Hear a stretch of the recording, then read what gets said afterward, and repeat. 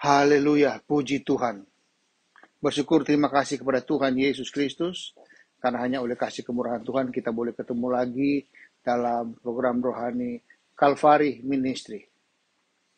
Pada kesempatan ini kita akan belajar dari firman Tuhan yang saya ambil dari Alkitab Perjanjian Baru yang terdapat di dalam Injil Matius pasal 11 ayat 28 sampai 30.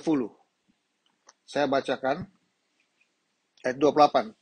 Marilah kepadaku semua yang letih, lesu, dan berbeban berat.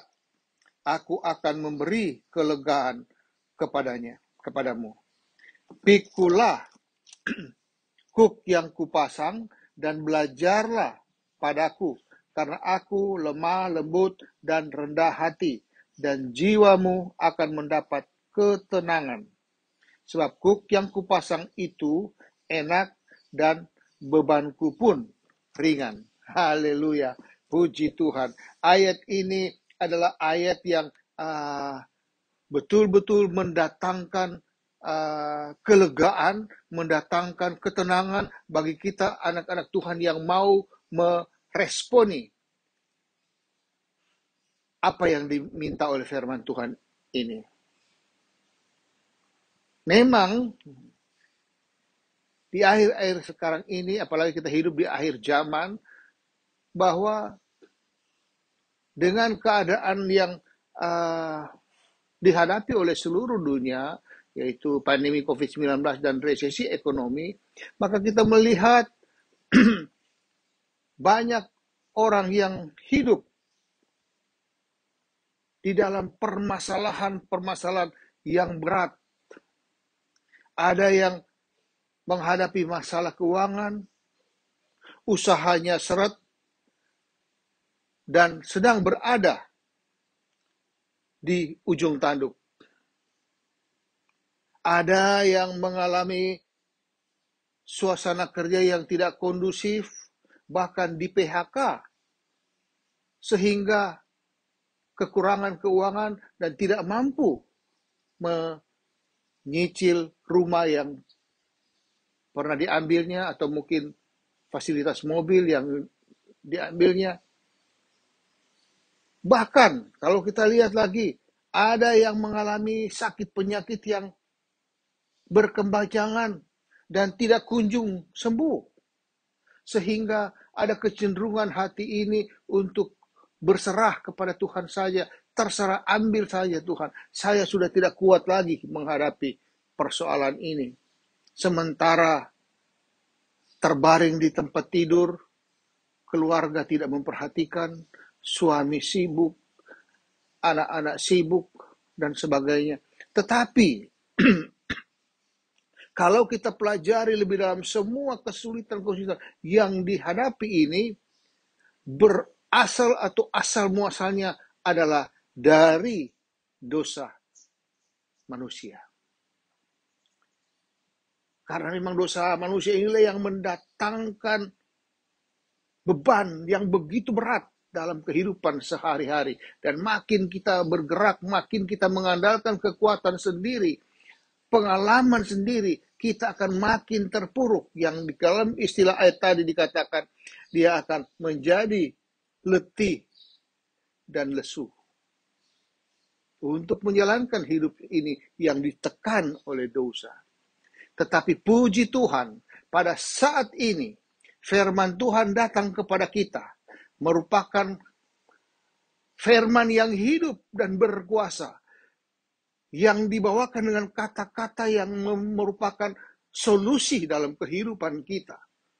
Sehingga kita, ketika kita meresponi firman Tuhan ini, ada suatu harapan baru timbul dalam hidup kita. Kita bangkit dengan kekuatan Tuhan, kita menjalankan hidup ini di dalam kemenangan bersama dengan Yesus. Oleh karena itu, kita kembali ke ayat pokok kita, bahwa saya pelajari ada 3 kata-kata solusi yang terdapat di dalam 3 ayat yang kita baca tadi.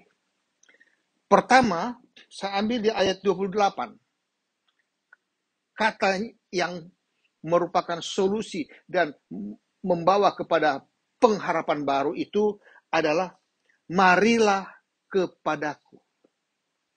Marilah kepadaku ini adalah undangan yang disampaikan oleh Yesus dan yang disertai dengan suatu janji kelegaan.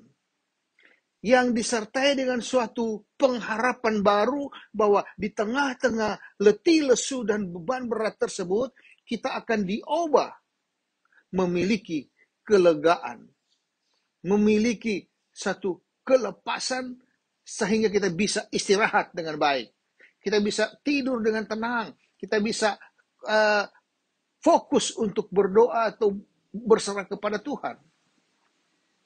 Nah, kata yang begitu solusi yang membawa harapan baru ini, pertama adalah marilah kepadaku. Marilah kepadaku ini adalah undangan khusus yang dilakukan oleh Yesus. Dan kita tahu Yesus kita ini adalah Yesus yang berkuasa.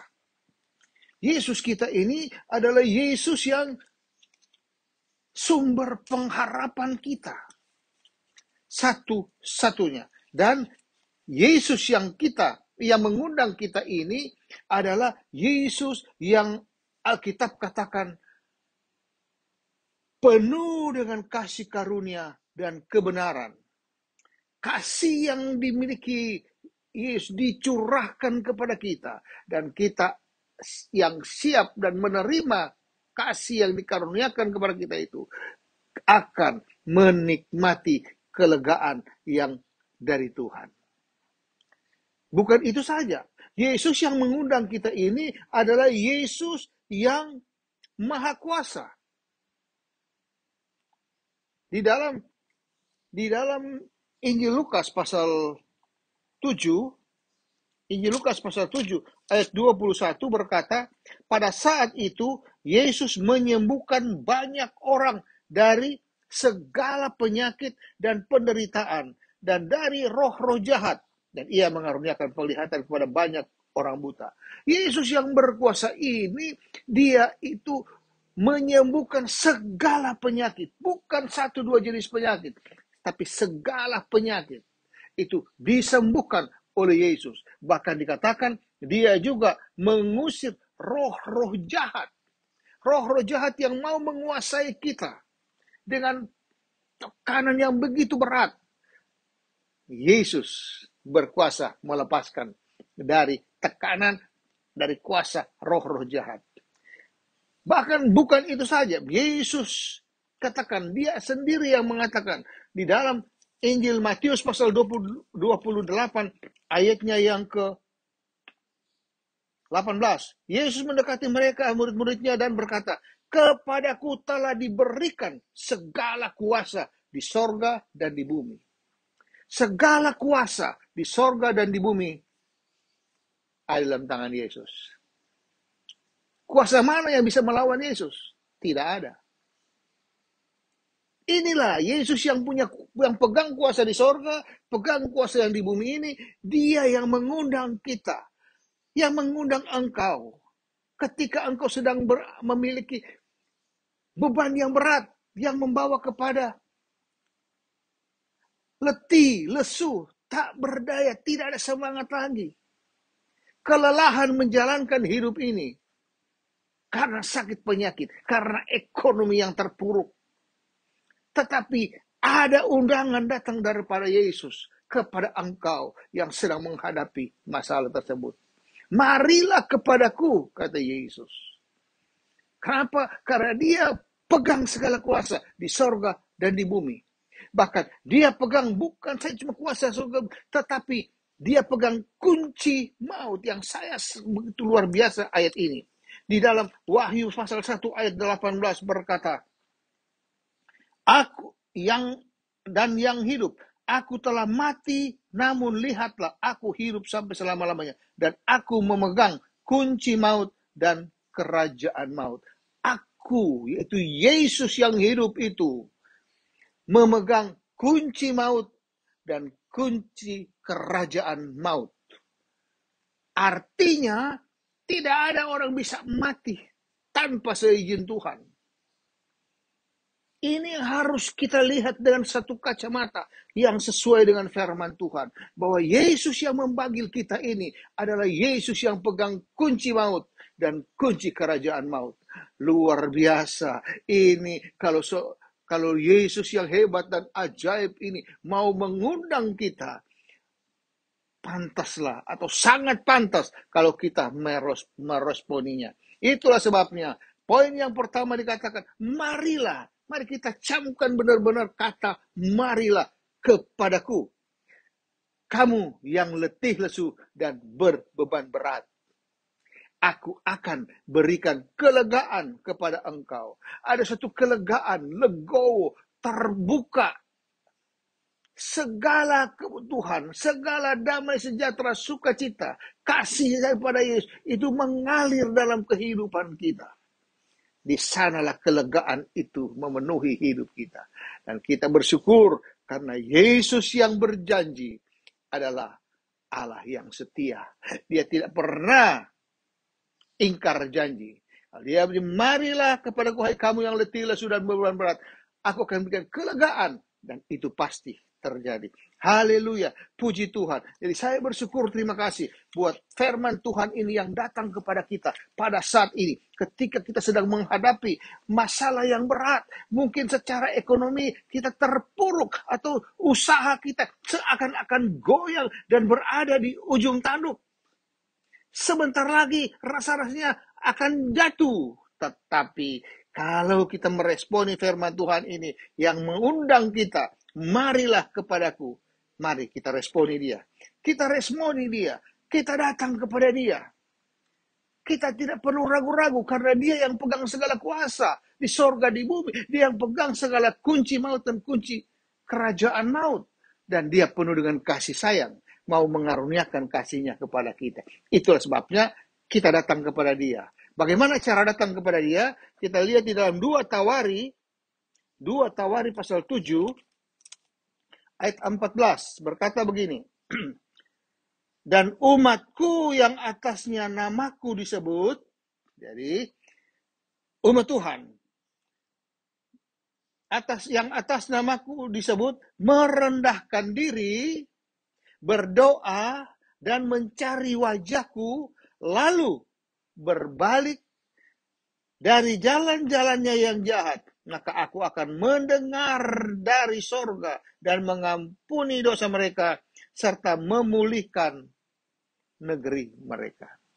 Jadi ketika kita yang berbeban berat, yang hidup dengan letih lesu tersebut diundang oleh Yesus, kemudian kita meresponi dia dengan datang merendahkan diri di hadirat Tuhan. Kita datang berdoa kepada dia, bahkan kita menyembah, memuji, mengagungkan dia, dan mencari wajahnya untuk fokus kepada Yesus saja yang penuh dengan sinar kemuliaan itu. Dan kita berbalik, kita tinggalkan cara-cara hidup yang lama. Kita tinggalkan cara-cara yang duniawi, hal-hal yang berkaitan dengan kedagingan. Kita tinggalkan semua itu. Karena kita sekarang di dalam Yesus adalah hamba kebenaran. Kita adalah milik Yesus. Dan ada Roh Kudus bersama dengan kita. Maka ketika kita datang di bawah kaki Tuhan, dan kita berdoa kepada dia, maka ayat ini katakan, Tuhan yang dari sorga akan mendengarkan doa kita. Tuhan yang dari sorga akan memperhatikan kita. Dia menjawab doa kita. Bahkan dikatakan, aku akan memulihkan engkau. Ada pemulihan. Di mana usaha yang sebentar lagi akan bangkrut, akan hancur. Dipulihkan oleh Tuhan. Bisa berhasil. Kalau kita mau datang kepada Yesus dengan hati yang rendah dan kita berdoa kepada dia, sembah dia, tinggikan dia. Lalu kita berbalik. Arah, fokus kita. Kalau lalu kita hanya fokus kepada kemampuan kita, fokus kepada pengalaman kita, fokus kepada karena saya punya modal yang besar, atau fokus karena saya punya SDM yang hebat-hebat, saya punya koneksi-koneksi yang kuat, saya punya pejabat yang hebat. Tetapi kalau kita tidak mengandalkan Tuhan, pasti gagal. Tapi Tuhan itu penuh dengan kasih sayang. Tuhan ingin supaya kita dipulihkan. Dan pemulihan itu hanya dapat dikerjakan oleh Yesus yang penuh dengan kasih karunia dan kebenaran. Haleluya, puji Tuhan. Jadi poin yang pertama, kita kembali ke ayat pokok kita, bahwa poin yang pertama yang dapat membawa kita kepada satu kelegaan, itu adalah datang kepada Yesus.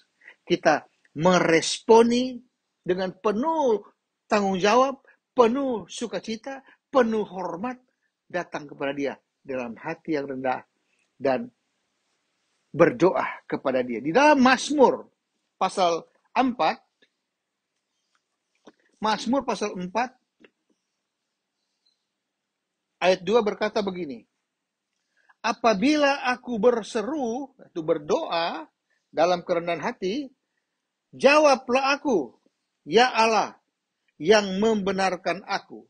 Jadi Allah yang telah membenarkan kita berbalik dan dibasuh oleh darah Yesus, kita menjadi orang benar, maka ketika kita berseru kepada Tuhan, maka Dia jawab. Kenapa? Karena kita anak-anaknya. Di dalam kesesakan Engkau memberi kelegaan kepadaku. Di dalam kesesakan, di dalam kita menghadapi letih lesu dan berbeban berat karena masalah-masalah yang kita hadapi, di sana ketika kita berseru, Allah memberikan kelegaan kepadaku. Kelegaan itu datangnya daripada Yesus. Kelegaan itulah bukti kemenangan bersama dengan Yesus. Jadi, mari, terimalah tawaran Tuhan Yesus kepada engkau. Jangan keraskan hatimu, tetapi sekarang ini segera bertindak, merendahkan diri, berdoa, berbalik kepada Yesus. Haleluya. Puji Tuhan. Ayat yang kedua, bagian yang kedua atau kata yang kedua yang solutif dan mendatangkan pengharapan baru di ayat 29. Pikulah kuk yang kupasang. Pikulah kuk yang kupasang. Jadi kata kedua adalah pikulah. Kita pikul. Biasanya kalau kita mendengar kata pikulah, maka kita merasa itu, aduh beban lagi, berat lagi ini, aduh beban lagi. Tetapi ayat ini yang disampaikan oleh Yesus, dikatakan, pikulah kuk yang kupasang, yang ayat 30 katakan, sebab kuk yang kupasang itu enak dan bebanku pun ringan. Jadi kuk yang dipasang oleh Yesus kepada kita adalah kuk yang enak dan ringan. Jadi enak dan ringan inilah yang akan kita jinjing. Kenapa? Karena Yesus yang mengundang kita tadi, Dia akan bekerja bersama-sama dengan kita. Di dalam Roma 8 ayat 28, kita sudah banyak kenal dengan ayat ini. Roma 8 ayat 28 berkata begini. Kita tahu sekarang bahwa Allah turut bekerja dalam segala sesuatu untuk mendatangkan kebaikan bagi mereka yang mengasihi Dia, yaitu bagi mereka yang terpanggil sesuai dengan rencana Allah. Allah turut bekerja dalam segala sesuatu. Turut bekerja dalam segala sesuatu. Nah, kita tahu bahwa kuk yang Yesus pasang kepada kita dikatakan kuk yang kupasang itu adalah enak dan ringan. Mengapa kok enak dan ringan? Padahal pikiran manusia mengatakan bahwa kuk itu namanya beban. Jadi kalau kita tidak datang kepada Yesus, maka semua beban yang berat itu akan kita tanggung sendiri. Dan kalau kita tanggung sendiri, kekuatan kita tidak mampu.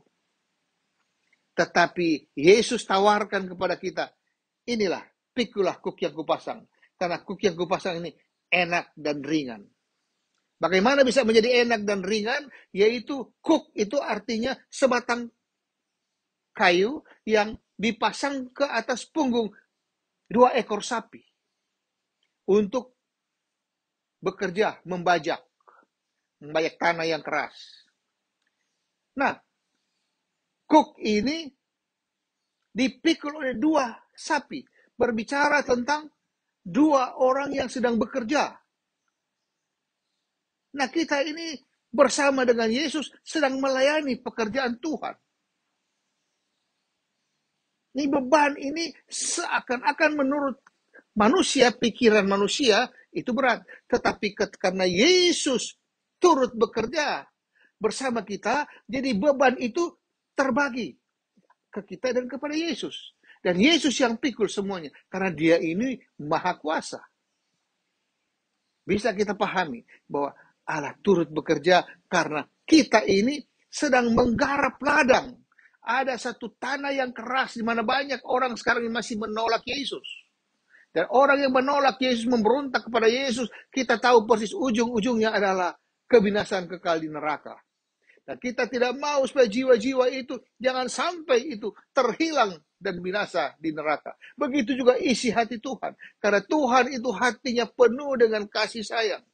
Dia penuh dengan belas kasihan. Dia tidak rela atau dia nggak tega melihat ada manusia yang berjalan menuju kepada kebinasaan. Bagaikan seekor sapi yang sedang menuju kepada penjagalan. Tetapi dia tawarkan kepada kita, pikulah kuk yang kupasang. Karena kuk yang kupasang adalah kuk yang enak dan ringan. Haleluya, puji Tuhan. Kata-kata ini adalah luar biasa. Kata-kata ini hebat dan ajaib karena dia sanggup bekerja bersama-sama dengan kita. Jadi dia turut bekerja dalam segala, di sini katakan, bekerja di dalam segala sesuatu untuk mendatangkan kebaikan. Ketika engkau sedang mengalami masalah, itu Tuhan tahu dan dia ikut bersama-sama kita. Karena dia adalah imam besar kita yang turut merasakan kelemahan-kelemahan kita. Dia tahu kita manusia itu penuh dengan kelemahan. Sebab itu dia katakan, pencobaan-pencobaan yang kamu alami adalah pencobaan-pencobaan biasa yang tidak melebihi kekuatan. Kenapa? Karena ada Yesus yang bersama dengan kita. Amin. Haleluya. Kita harus yakini ada Yesus bersama dengan kita. Puji Tuhan. Di dalam 1 Korintus pasal 3, 1 Korintus pasal 3 ayat 9 berkata, karena kami adalah kawan sekerja Allah. Kamu adalah ladang Allah, bangunan Allah. Kami adalah sekerja Allah. Pada waktu kita mau melayani Tuhan, kita bekerja bersama dengan Tuhan. Kenapa? Karena kalau kita kerja bersama dengan Tuhan, pasti berhasil. Kita jangan diam-diam, tidur-tidur. Nah, ini malas namanya. Dan orang malas ini pasti tidak diberkati oleh Tuhan. Tetapi kita juga tidak bekerja sendiri. Kalau bekerja sendiri tidak mengandalkan, itu namanya ego. Itu mengandalkan kekuatan sendiri. Pasti terpeleset dan pasti binasa. Tapi kalau kita sekerja dengan Allah, Allah turut bekerja bersama-sama dengan kita. Kita memikul pelayanan yang ada. Kita memikul segala kewajiban kita yang harus hidup. Yang dikatakan adalah pikul salib setiap hari, menyangkal diri setiap hari, itu akan menjadi enak dan ringan. Kenapa? Karena Allah turut bekerja bersama-sama dengan kita untuk mendatangkan kebaikan buat kita. Karena dia memang adalah rekan sekerja kita. Menurut 1 Korintus 3 ayat 9. Haleluya, puji Tuhan. Jadi saya percaya, kalau saja kata-kata yang hebat ini, marilah kepadaku, hai kamu yang letih lesu, yang berbeban berat. Datang, dia akan berikan kelegaan. Kalau kita mau pikul kuk yang Tuhan pasang kepada kita, itu yang enak dan ringan, maka kita akan lega dalam menjalankan hidup kita sehari-hari. Dan kembali ke ayat pokok, pada poin yang ketiga. Poin yang ketiga, kata, belajarlah padaku, karena aku lemah lembut dan rendah hati, dan jiwamu akan mendapat ketenangan. Belajarlah daripadaku. Belajar daripadaku ini adalah merupakan sesuatu yang disampaikan kepada kita supaya kita siap menikmati apa yang dikatakan jiwamu akan mendapat ketenangan. Jiwa akan mendapat ketenangan ketika kita belajar kepada Yesus. Belajar kepada Yesus untuk supaya kita memahami tentang Yesus. Supaya kita mengetahui tentang semua rencana-rencana Yesus terhadap hidup kita. Supaya kita mengetahui akhir perjalanan rohani kita, yaitu surga kekal selama-lamanya. Itulah sebab penting kita untuk belajar kepada Yesus. Dan itulah yang menjadi kebanggaan setiap anak Tuhan. Kalau kita lihat di dalam Yeremia pasal 9, Yeremia pasal 9 ayatnya yang ke 24, Yeremia 9 ayat 24 berkata begini. Siapa yang mau bermegah, baiklah bermegah karena yang berikut. Apa itu? Bahwa ia memahami dan mengenal aku. Jadi kalau seseorang anak Tuhan yang setia mau bermegah di dalam kehidupannya, dia harus bermegah karena dia memahami dan mengenal tentang Tuhan kita, Yesus Kristus. Kenapa? Karena Yesus kita adalah Yesus yang penuh dengan kasih setia, penuh dengan kebenaran, penuh dengan keadilan. Itulah Yesus kita. Dan dia tidak pernah salah. Kita belajar daripada Yesus. Jangan kita bangga karena ayat 23 katakan, beginilah firman Tuhan. Janganlah orang bijaksana bermegah karena kebijaksanaannya. Janganlah orang kuat bermegah karena kekuatannya. Dan jangan orang kaya bermegah karena kekayaannya. Kita akan terpeleset jatuh binasa kalau kita bermegah karena orang bijak. Oh, dia orang bijak. Apalagi sudah punya titel S1, 2, dan 3. Kemudian sudah profesor. Wah, luar biasa. Itu jangan sekali-kali banggakan. Kedua, jangan bangga karena kita kuat. Kita kuat karena punya kuasa. Kita punya posisi, kita punya backing yang hebat, kita punya orang kuat. Apalagi dikatakan janganlah berbangga karena kekayaan. Jangan sampai andalkan kekayaan. Semuanya itu bukan berarti tidak berarti, sangat berarti. Tapi jikalau engkau mau berbangga, banggalah karena engkau memahami dan mengenal Tuhan. Bagaimana untuk memahami dan mengenal Tuhan? Di sini dikatakan belajarlah padaku. Belajar kepada siapa? Kepada Yesus. Kenapa? Karena Yesus adalah lemah lembut dan rendah hati. Lemah lembut dan rendah hati. Kata lemah lembut dan rendah hati ini sangat dihargai oleh Tuhan. Kalau kita lihat di dalam 1 Petrus pasal 3, 1 Petrus pasal 3 ayatnya yang 1 Petrus 3 ayat keempat berkata, tetapi perhiasanmu ialah manusia batinia yang tersembunyi dengan perhiasan yang tidak binasa, yang berasal dari roh yang lemah lembut. Roh yang lemah lembut dan tentram, yang sangat berharga di mata Allah. Sangat berharga di mata Allah. Kenapa Yesus katakan, belajarlah kepadaku, karena aku lemah lembut? Karena lemah lembut ini sangat dihargai oleh Tuhan. Kok bisa dihargai yang lemah lembut ini? Karena kalau kita memiliki lemah lembut yang merupakan salah satu buah Roh Kudus, maka kita akan mampu untuk melihat tentang Allah. Kita mampu memahami bahwa segala sesuatu yang terjadi adalah baik adanya.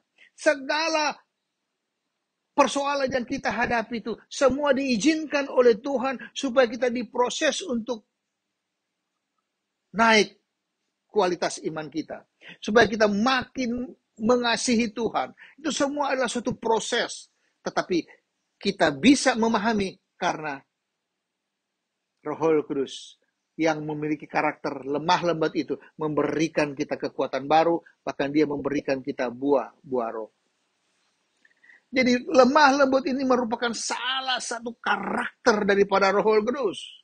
Roh Kudus membentuk kita untuk menjadi lemah lembut. Bagaimana? Dengan cara belajar kepada Yesus. Selain Roh Kudus membentuk kita supaya lemah lembut, yang itu adalah karakter daripada Roh Kudus, juga ada karakter daripada Kristus.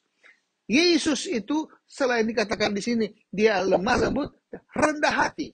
Rendah hati Yesus itu diakui bukan oleh manusia, tetapi diakui oleh Allah sendiri. Kalau kita lihat di dalam Filipi pasal 2, Filipi pasal 2 itu sangat jelas dikatakan di sana, ayatnya yang ke-8, dan dalam keadaan sebagai manusia, ia yaitu Yesus telah merendahkan dirinya dan taat sampai mati, bahkan sampai mati di kayu salib. Itulah Yesus. Yesus yang di sini dikatakan di dalam dia telah merendahkan dirinya dan taat sampai mati. Padahal dia adalah Allah yang maha kuasa. Dia telah mengosongkan dirinya, kalau di sini telah mengosongkan dirinya sendiri dan mengambil rupa seorang hamba dan menjadi sama dengan manusia.